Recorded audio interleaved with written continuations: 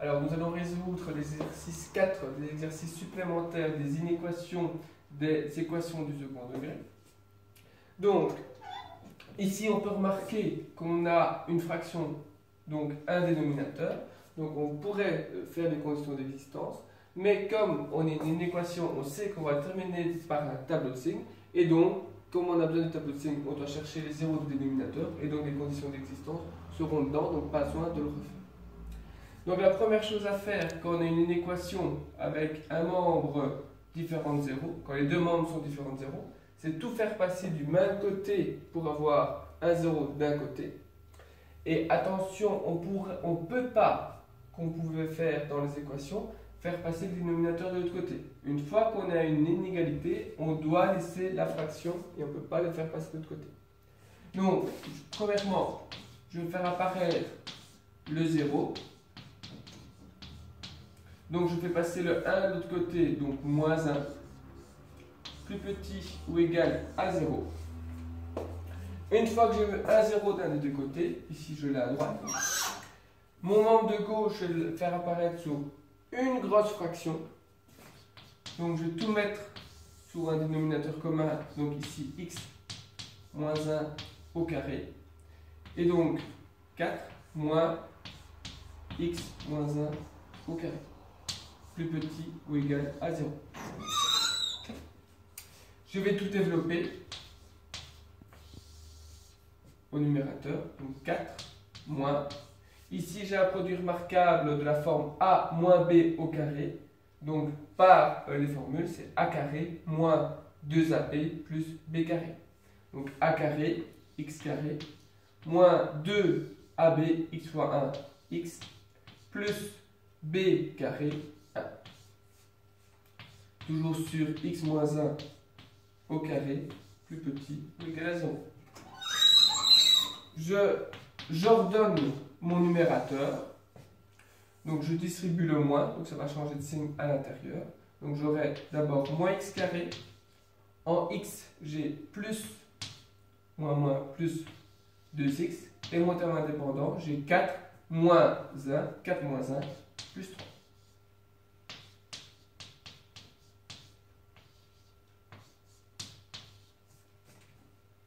Donc ici,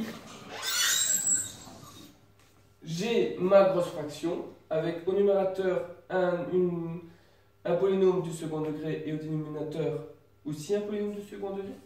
Donc pour étudier le signe de cette fraction, je vais devoir étudier le signe du le 0 du numérateur et le 0 du dénominateur pour pouvoir faire le tableau de signes et du coup étudier le signe du numérateur et du dénominateur et ensuite de faire son quotient. Donc on commence par regarder les zéros. Donc je regarde les zéros du numérateur, n pour numérateur, c'est-à-dire je regardais l'équation moins x carré plus 2x plus 3 égale 0. Donc je résous cette équation pour trouver les zéros. Équation de second degré égale 0 pour résoudre delta. Delta, b carré moins 4ac, b carré, donc 2 au carré, moins 4a, moins 1, c'est 3. Ce qui fait 4 moins fois moins plus 4 fois 3, 12. 4 plus 12, 16. Delta positif, donc deux solutions. Deux solutions données par la formule x1, x2, moins b plus ou moins racine de delta sur 2a. Donc moins b, moins 2. Plus ou moins racine de delta, donc racine de 16, 4. Sur 2a, 2 fois moins 1, moins 2. Je regarde le positif. Moins 2 plus 4, 2. 2 sur moins 2, moins 1. Le négatif. Moins 2, moins 4, moins 6. Sur moins 2, 3. Donc les zéros de mon numérateur sont moins 1 et 3. Maintenant, je regarde mon dénominateur, d. Mon dénominateur, c'est x moins 1 au carré. Si je cherche les zéros, égale 0. Quand est-ce qu'un nombre au carré vaut 0? Ben, quand ce nombre vaut 0.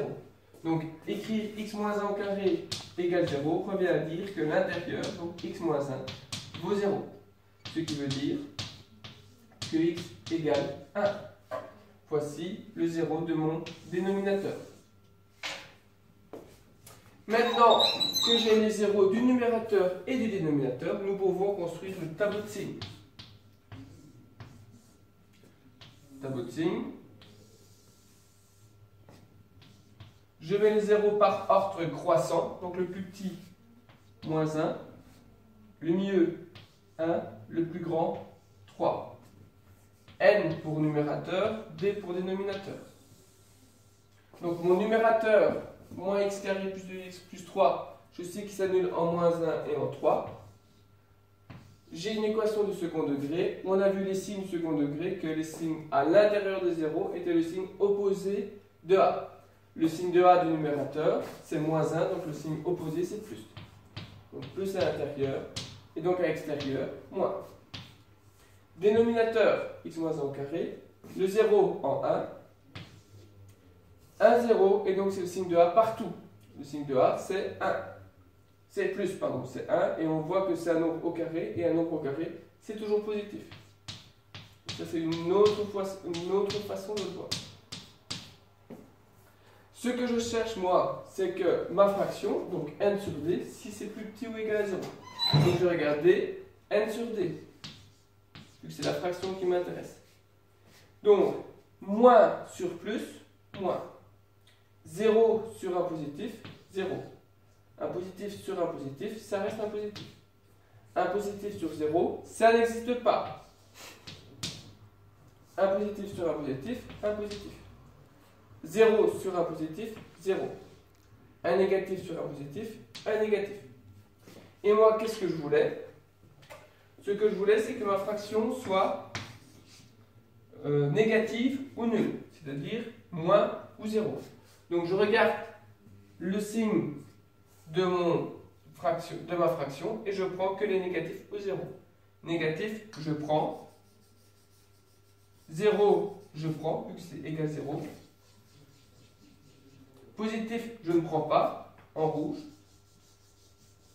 Existe, je prends jamais les existe pas. Positif, je ne prends pas. 0, je prends. Moins, je prends. Et donc, je vais écrire les solutions